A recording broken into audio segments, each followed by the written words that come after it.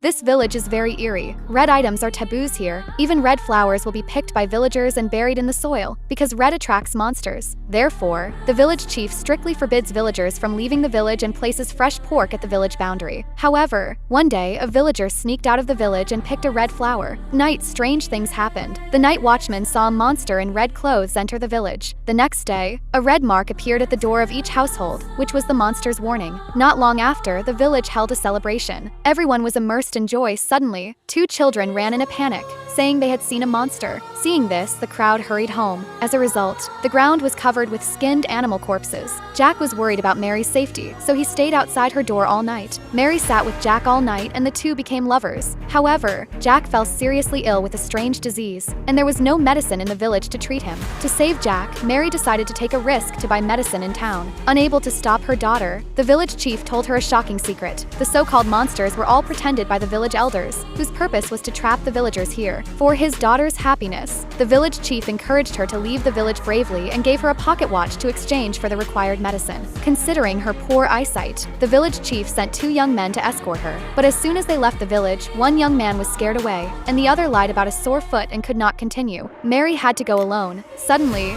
she heard the monster's cry. She quickened her pace, but the monster also accelerated its pursuit. Mary relied on her memory to reach a trap. As the monster pounced, she nimbly dodged, and the monster fell into the trap and died on the spot. Turned out that the monster pretending to be was Mary's suitor. Shortly after, Mary walked out of the forest and met a forest ranger. With the ranger's help, Mary obtained the needed medicine and finally cured Jack.